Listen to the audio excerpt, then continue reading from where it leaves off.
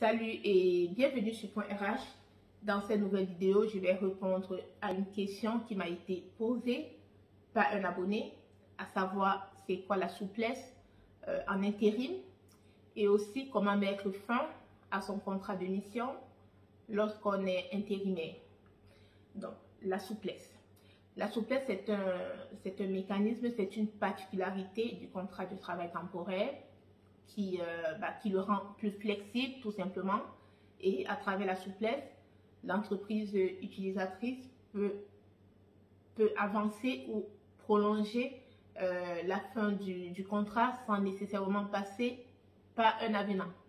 Donc, vous voyez que c'est plus flexible parce que s'il fallait faire des avenants tout le temps au contrat, sachant que les missions en intérim, très souvent, il y a des missions d'une journée, de 2 jours.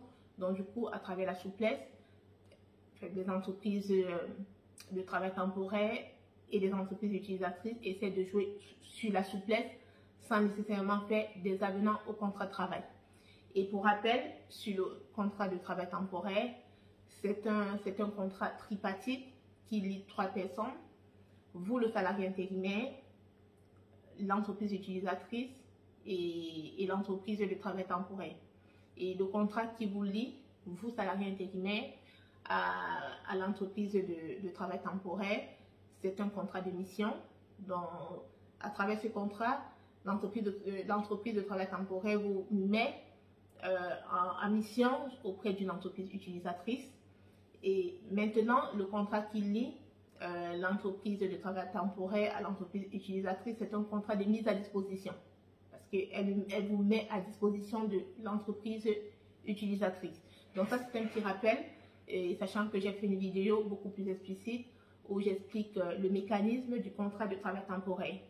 Et maintenant, dans le cadre du contrat de travail temporaire, il y a la souplesse qui est utilisée, donc que je suis en train d'expliquer, donc qui permet d'avancer ou de prolonger la fin du contrat sans nécessairement passer par un avenant. Et la souplesse peut être négative. Dans ce cas, la mission peut se terminer plus tôt, donc l'entreprise utilisatrice peut mettre fin à la mission un peu plus tôt. On parle de souplesse négative et la souplesse peut être positive.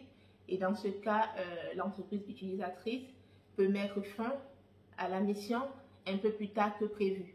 Donc ça, c'est une souplesse positive. Et la souplesse est utilisée à la demande de l'entreprise utilisatrice.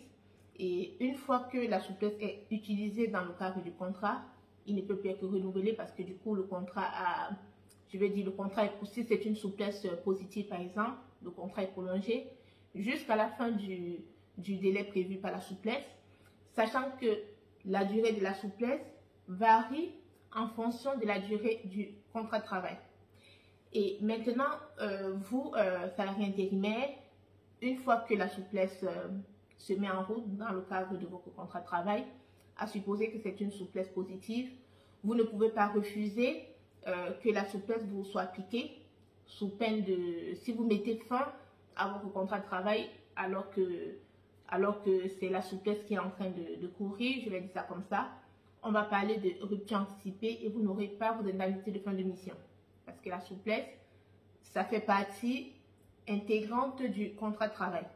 Et j'en profite aussi pour rappeler, pour vous les intérimaires, lorsque vous avez fait des missions ou lorsque vous faites des missions, et pour calculer le délai de carence, il faudrait faire attention à la souplesse. Pourquoi? Parce que, pour rappel aussi, le délai de carence, c'est le délai qui est imposé entre 2 contrats sur un poste identique. Voilà. Et maintenant, pour calculer ce délai de carence, il faudrait faire attention à la souplesse. Parce qu'une fois de plus, je sais que j'ai un intérimaire qui m'a déjà contacté dans le cadre de mes points RH qui estimait que le délai de carence n'avait pas été respecté.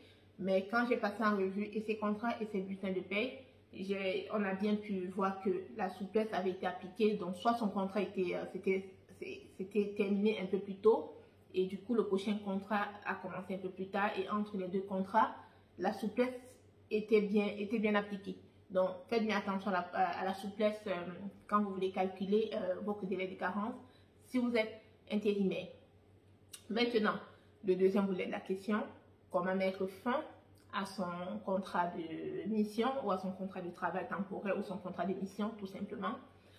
Sachez que pour mettre fin à son contrat de mission, soit vous êtes encore au niveau de la période d'essai et vous décidez de mettre fin à votre période d'essai. Ça, c'est la première hypothèse. Ou alors, si la période d'essai est passée, vous pouvez toujours mettre fin à votre contrat de mission, mais il faudrait justifier d'une embauche en CDI. Parce que si la période d'essai est passée, si vous ne justifiez pas d'une embauche en CDI, bah, c'est compliqué de rompre votre contrat de mission de façon anticipée, car vous avez eu toute la durée de la période d'essai pour mettre fin à votre contrat de travail. Mais si vous obstinez, vous mettez quand même fin, vous décidez de rompre votre contrat de façon anticipée, vous risquez d'encourir des dommages intérêts auprès des entreprises utilisatrices parce que c'est elles qui vous emploient, tout simplement. Donc, dans le cas, quand vous êtes en période d'essai, il faudrait bien réfléchir pour voir si l'emploi vous convient ou pas. Et si ça ne vous convient pas, vous mettez fin à votre contrat de travail avant la fin de la période d'essai. Et puis, dans le cadre du contrat de mission, du contrat de travail temporaire ou même des CDD, on parle de rupture anticipée, c'est pas une démission parce que lorsque vous êtes en CDI et qu'à un moment donné, votre poste ne vous plaît plus, vous pouvez démissionner en respectant un préavis. Mais pourtant, dans les contrats précaires, comme le contrat durée déterminée ou le contrat de travail temporaire, lorsque le contrat est conclu, vous avez la période d'essai.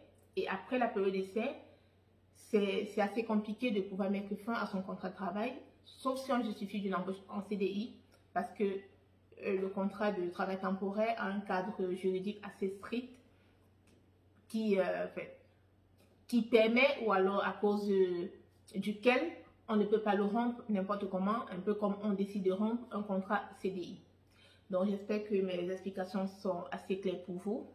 Sinon, vous n'hésitez pas à me laisser vos questions en commentaire et je vous dis à très bientôt dans une prochaine vidéo. Je vous invite à partager cette vidéo, à vous abonner à mon réseau.rh et aussi à la liker.